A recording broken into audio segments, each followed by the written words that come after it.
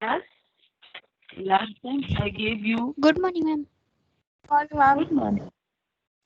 Good morning. Now the call is getting recorded, and last time we finished off exercise E 1, 2, 3, 4, 5 of the chapter in history called the Mughal Empire. I had given you the detailed answering of exercise E, and before that, exercise A, B, C, D were to be done in the book. I hope I'm clear because I've sent those also earlier. Now, today, instead of beginning the chapter further, I will first give you the question answers of the F exercise that is left. Are you all there? Open your books. F1. The question is describe the main features of Mansabdari system. Now the answer for this is here on the screen. Can you see the screen, children?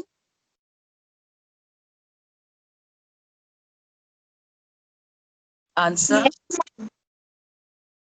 Okay. Answer is the most important feature of the Mughal administration was the Mansabdari system.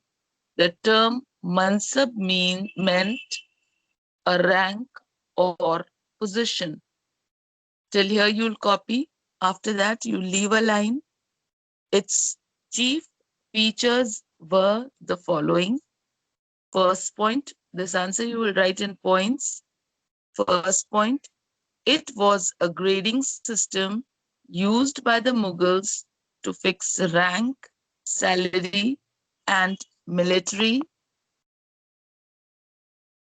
responsibilities. Only this much from the first one. Come to the second point. The Mansabdar's military responsibilities required him to maintain a fixed number of Sawar or cavalry men. Only till here. Third point, Mansabdars, it is written Mansabdans. It will be Mansabdars. Okay? It will be Mansabdars. Oh, okay. My R is not looking neat also. It will be Mansabdars. Hmm. Did you get it? Even if I do not write here.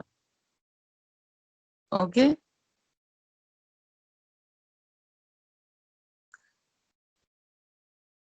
R.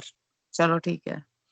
So, Mansabdars received their salaries as revenue assignments against Jagirs. This is your third point, only till here. Then the fourth point, in Akbar's reign, the Jagirs were carefully assessed. Hence, the revenues were roughly equal to the salary of the Mansabdar. That's it. This is your F1 answer. Am I clear with this till here? Now moving on further. Coming to question F2. Describe the Mughal provincial administration.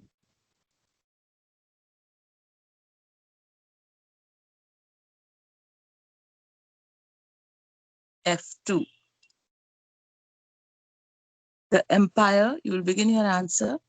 The empire was divided into 15 provinces called subas. Each suba was governed by a subedar. Each suba was divided into districts and each district into parganas. A number of villages made up a pargana. The Ma'am, officer, where it is? is it not showing on the screen? Ma'am, it showed now. Okay. So, answer F2. The empire was divided into 15 provinces called subas. Each suba was governed by a subedar. Each suba was divided into districts and each district into parganas. A number of villages made up a pargana. The officer in charge of the town was called the Kotwal. The Kotwal performed both civil and police duties. After that, he kept a check on weights and measures and made a list of people living in the area under his jurisdiction. F2. This answer, and then here. Whatever is in brackets is your answer. Clear? Coming to Yes, ma'am. F3. F3. Explain the main features of Akbar's religious policy. F3. The principles of tolerance and harmony. Akbar founded a new sect called Deen-e-Ilahi. It meant relative one God. The main idea was to establish a religious order acceptable to all and promote universal brotherhood and Ma'am, social unity. Yes, ma'am, what is the page number? page 40. Okay, ma'am. It emphasized monotheism, absenteeism, and abstinence from taking meat and wine, and to recognize the emperor as God's representative on earth. Akbar never forced anyone to accept the new faith, only Birbal accepted it. The Deen-e-Ilahi ended with Akbar's death. Akbar followed a policy of friendship towards Rajput kings. He married Rajput princesses and gave their relatives high positions in his court.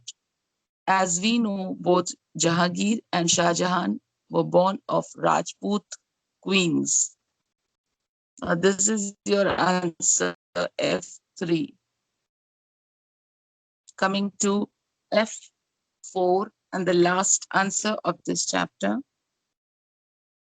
How far was Aurangzeb responsible for the decline of the Mughal Empire?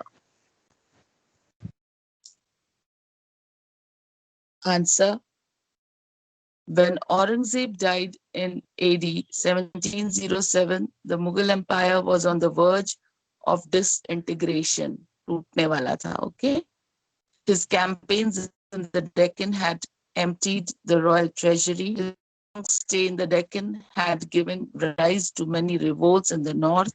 Growth in trade and commerce had led to the emergence of new groups in the Deccan. These groups showed their loyalty to the regional powers. He reimposed jizya, the poll tax, which the non-Muslims had to pay. Gradually, the policies of Aurangzeb pushed the empire towards decline. That's it.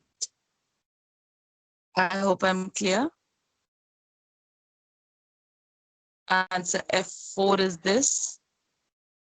F3 is this. F2 this and this. F1. You will write this answer in points. The first point, then the second, third, and fourth point. Only the portions which are in brackets, you'll do them. I hope I'm clear.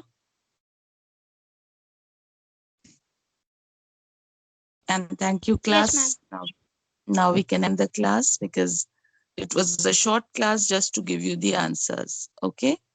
Those who have not marked in their copies, books, they can mark it and they can do it from the book. Otherwise, you can go through this video.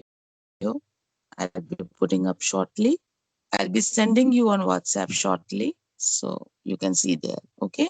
So exercise F 1, 2, 3, 4 done. With that, we finish the question answer part of this chapter. Next time when we meet, we'll finish off the chapter and we'll move on to the civics. Clear? In civics also, I'll first give you the question answers before I begin the chapter. Is it okay with you all? Yes, ma'am. Yes, Yes, ma'am. ma'am. Yes, Okay. ma'am. Yes, ma'am. Okay. So that at least you can start your learning. Okay, why I'm giving you the question answers before? Because you should. Okay, thank you, child. So that you can learn the answers. That is why. Okay, lovely class. I'm so thankful and grateful to each one of you. Bye. Take care.